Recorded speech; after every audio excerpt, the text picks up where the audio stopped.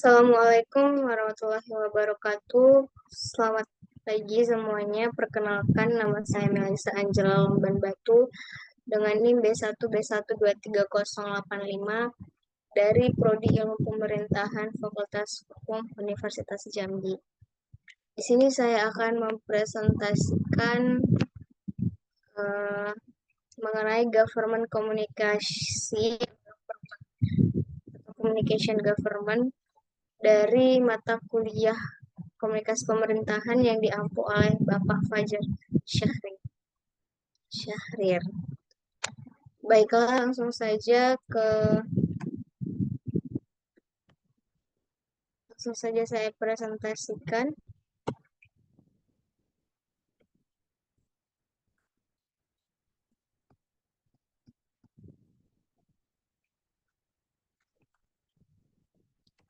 Baik, yang pertama, pemerintahan melalui surat kabar dan media cetak.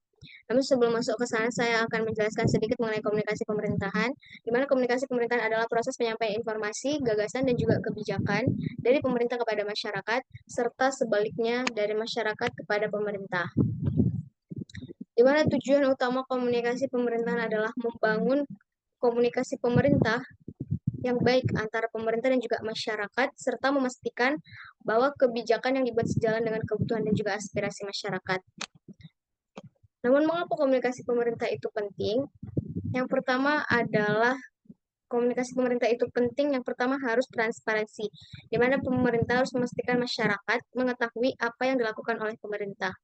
Kemudian harus bertanggung jawab atau akuntabilitas, yaitu membuat pemerintah bertanggung jawab atas tindakannya, atas apa yang pemerintah ambil mengenai kebijakan ataupun program terhadap masyarakatnya. Kemudian berpartisipasi, di mana membuka ruang bagi masyarakat untuk berpartisipasi dalam pengambilan keputusan. Jadi masyarakat itu ikut berperan aktif dalam mengambil keputusan bersama-sama dengan pemerintah. Kemudian saluran-saluran komunikasi ada berbagai macam. Yang pertama itu ada media massa, ada media sosial, ada pertemuan publik, dan juga ada surat kabar dan media website pemerintah dan lain sebagainya. Namun di sini saya akan mengambil surat kabar dan juga media cetak sebagai alat komunikasi pemerintah dan masyarakat. Kabar atau media cetak merupakan bentuk tradisional yang menyampaikan informasi melalui cetakan di atas kertas. Informasi ini disajikan dalam bentuk artikel, berita, opini, iklan, dan fitur lainnya mingguan atau bulan. Surat kabar ataupun media cetak sebagai alat komunikasi kita.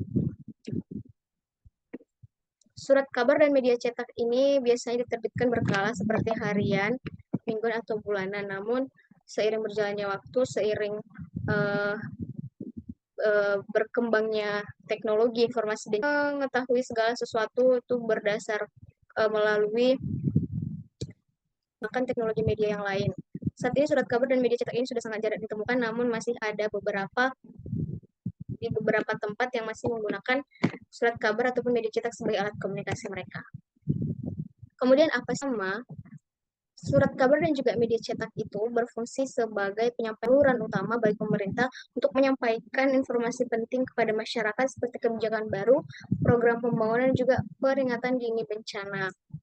Yang kedua adalah pendidikan masyarakat, di mana media cetak dapat digunakan untuk mengedukasi masyarakat mengenai berbagai isu penting seperti opini publik. Melalui artikel opini dan editorial, pemerintah dapat membentuk opini publik mengenai suatu isu tertentu.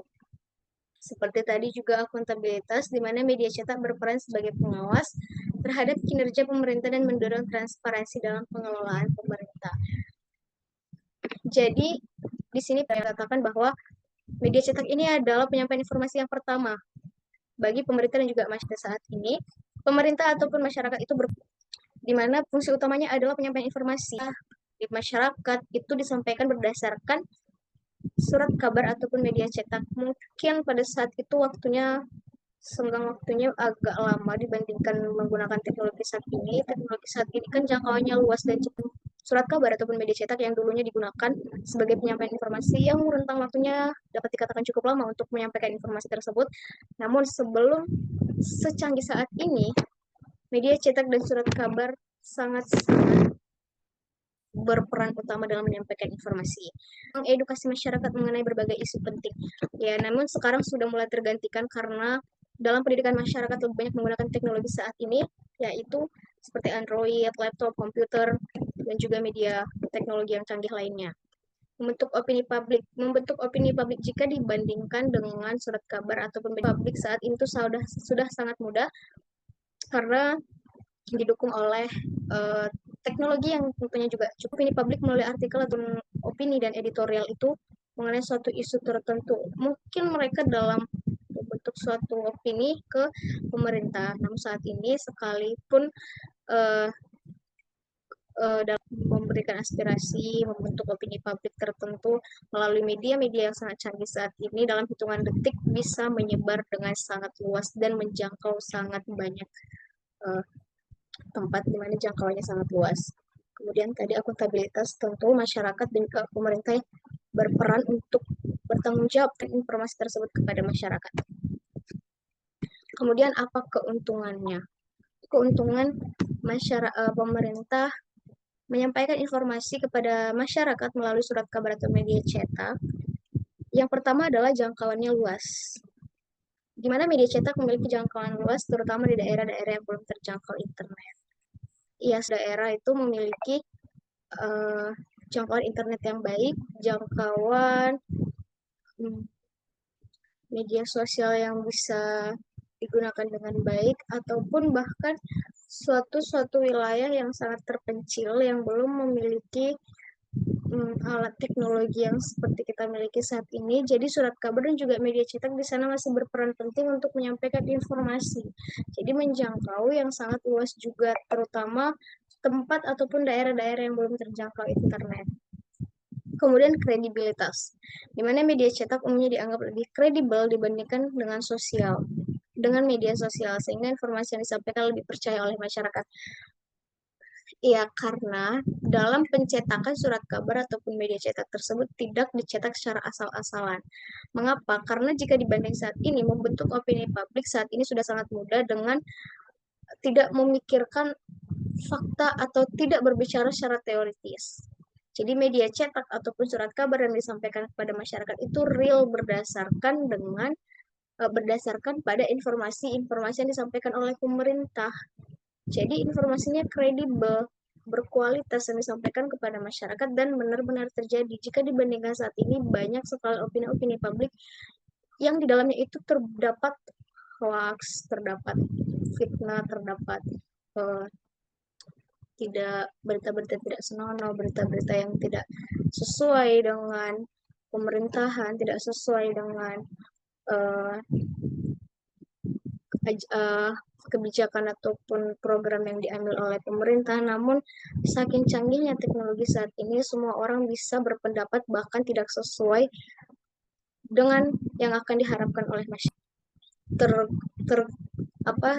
Gampang terayu oleh kata-kata ataupun berita-berita yang tidak bisa dipercaya dan tidak bisa dipertanggungjawabkan, sehingga banyak sekali kejadian-kejadian yang mengakibatkan kesalahan informasi merugikan masyarakat begitu. Jadi media cetak dan juga dengan media sekarang, media sosial. Yang ketiga adalah arsip. Informasi yang dimuat dalam media cetak dapat dijadikan arsip dan referensi untuk penyelidikan penyajian informasi lebih detail dan mendalam. Kemudian apa saja tantangannya? Yang pertama adalah keterbatasan waktu. Seperti yang sudah dibahas di awal, kabar itu akan bisa dikatakan lama tersampaikan kepada masyarakat ataupun tersampaikan kepada pemerintah karena tidak secanggih saat ini, di mana informasi yang disampaikan dalam media cetak cenderung lebih lambat dibanding dengan media elektronik.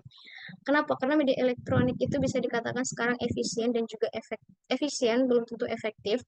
Tetapi kalau berbicara tentang penyampaian informasi mengenai surat kabar itu tidak bisa secepat saat ini.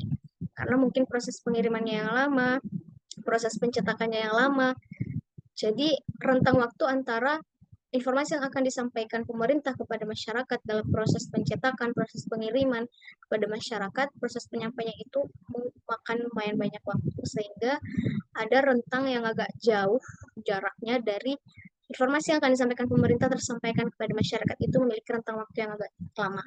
Inilah tantangannya keterbatasan waktu. Namun dibandingkan saat ini, karena surat kabar dan juga media cetak itu sudah mulai tergantikan posisinya oleh media sosial, jadi dalam hitungan detik, semua masyarakat, bahkan masyarakat yang menjangkau bahkan uh, ke penjuru dunia ataupun uh, informasi yang disampaikan pemerintah dalam hitungan detik sudah bisa tersebar luas.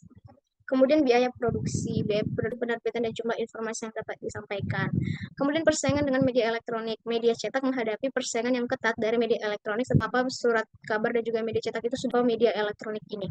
Karena tadi lebih canggih, lebih cepat, lebih tentu tidak memakan banyak waktu, lebih efisien juga. Itulah mengapa surat kabar dan juga media cetak sudah sangat jarang ditemui sekarang. Jadi tingkat literasi yang sama sehingga tidak semua informasi dapat dipahami dengan baik. Ya lanjut contoh ya di sini tadi juga ada beberapa media pendukung ya, ini seperti fungsi utama media cetak ataupun surat kabarnya. Kemudian tantangan sudah masuk ke contoh kasus. Contoh kasus. Ini contoh kasusnya ada pencegahan COVID-19 di Yogyakarta. Di mana pandemi COVID-19. Selama pandemi COVID-19, pemerintah banyak memanfaatkan media cetak untuk menyampaikan informasi mengenai perkembangan pandemi, protokol kesehatan, dan juga kebijakan pemerintah terkait penanganan COVID-19. Di mana surat kabar dan media cetak menjadi sumber internet. Jadi waktu terjadi COVID-19 melalui media cetak atau surat kabar guna menjangkau masyarakat yang tidak terakses internet. Jadi supaya semua masyarakat itu mengetahui betapa pentingnya informasi mengenai pencegahan COVID-19 ini demi keselamatan bersama. Jadi contoh kasusnya ini ada pencegahan COVID-19 di Yogyakarta. Kemudian masuk ke kesimpulan. Ya, kesimpulannya adalah meskipun menghadapi berbagai tantangan, surat kabar dan media cetak tetap menjadi saluran komunikasi yang penting bagi pemerintah. Mana media cetak memiliki peran yang strategis dalam menyampaikan informasi kepada masyarakat, membangun kepercayaan, mendorong partisipasi masyarakat dalam pembangunan. Namun, untuk tetap relevan di era digital, media cetak perlu beradaptasi dengan perkembangan teknologi dan berinovasi dalam penyampaian informasi. Jadi, itulah tadi kesimpulan mengenai surat kabar dan media cetak. Disclaimer, penting untuk memastikan bahwa ini boleh dipahami oleh masyarakat.